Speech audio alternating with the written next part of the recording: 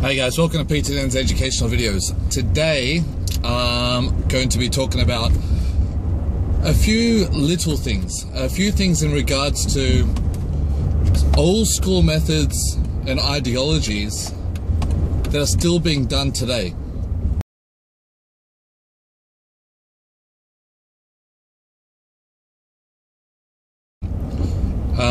The first thing I want to talk about is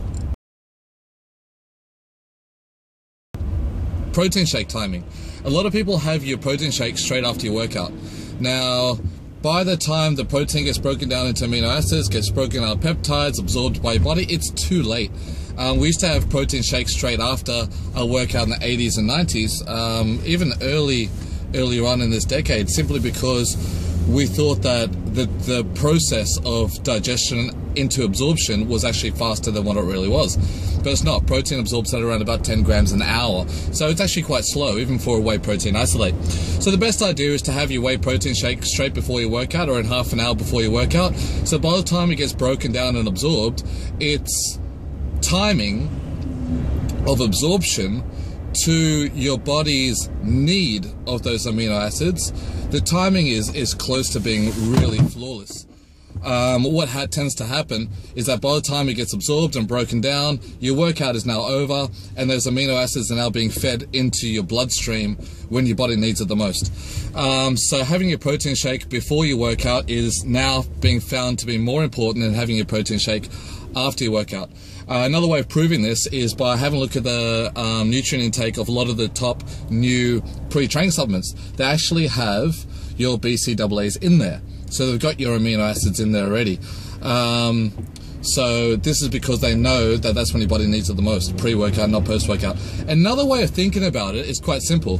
If I told you to hold a cup of sugar in one hand and a glass of water on the other hand, and told you to drink sugar water, what would you do? Would you put the sugar in your mouth, then add the water? Or would you put the sugar in the water, then drink the sugar water? You'd do the second method. You'd put the sugar in the water, then drink the sugar water. Just is the most efficient way of delivery system. So why do people train, put the blood in their muscle, and then add the protein after? It does not make sense. What you should do is put your sugar, your protein, into your blood, and then when you train, you deliver it. It just makes more sense that way. So that's what we should be doing. The other thing that I wanted to talk to you guys about is carbs. Back in the day, we used to really cut carbs completely. Not low GI diets, like polio diets and things like that, where you just cut carbs completely. What we tended to notice is that when you cut carbs completely, your body produces hormones that actually stops your body burning fat. Not only that, you don't have body's primary fuel source. So massive amount of cortisol levels and negative hormones starts to go through your body. Also, workouts tend to be crap because you've got no energy. What we need to be doing is drip feeding your carbs. So minimize sugar, minimize carbs, but don't cut it out completely. So what we need to be doing is just making sure that we have enough carbs, enough calories to be in a decent calorie deficit. Minimize sugars and carbohydrates to prevent sugars from being converted into fat and excess calories. But nutrient timing these days have been found to be more important, or just as important, as nutrient intake.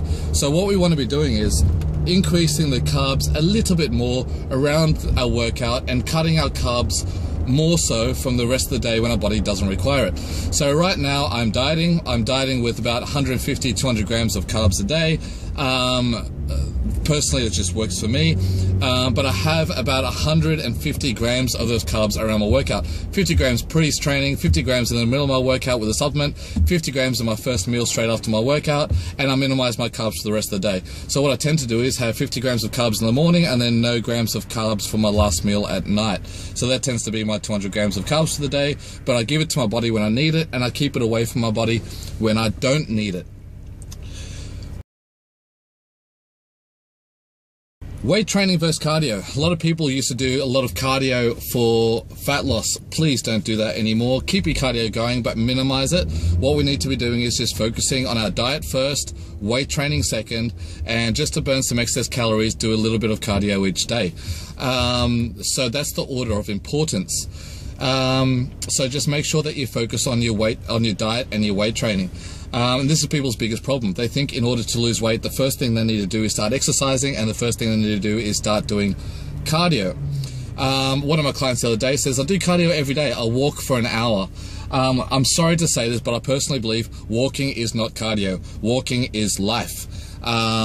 We should be doing about 5,000 steps every day. So we should have a very, very, very active lifestyle, but nobody does.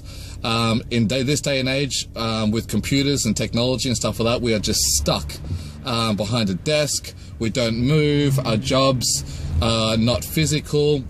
So we don't burn any calories in the day. So if you think you're going to walk for half an hour a day as exercise, you're not. You're just cancelling out your laziness that you have provided for yourself for the rest of the day and brought you back to square one. So yes, I'm not saying don't walk. I'm saying do walk, but don't think that that is exercise. That is life. And this is where it goes down to as well what type of cardio you do. A lot of people back in the day used to think that the treadmill is the best thing to do. Everybody says, jump on the treadmill, just walk, or just jog.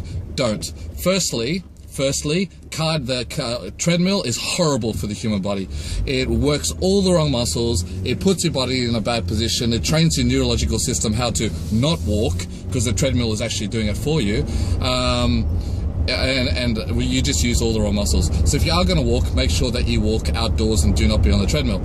Secondly, because the human body was made to walk through evolution, the body is very efficient at doing that. So when you're on the treadmill, your body is not going to be burning many calories. What you do need to do is do something that the body wasn't made to do. Jacob's ladder, in my mind, is number one. Number two would be a rower or a cross trainer. Next in line will be a stepper, then the bike, and treadmill being last. So in a nutshell, with your diet, don't cut your carbs, minimize your carbs.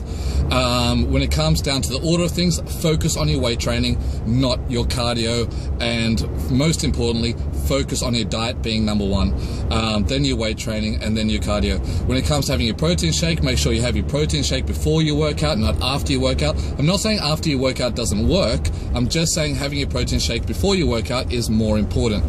And they're the three main things that I wanted to talk to you about today. Here I am at PT Den Personal Training in Kiama, Rockdale, where I work, and I am just about to change more people's lives. Talk to you soon.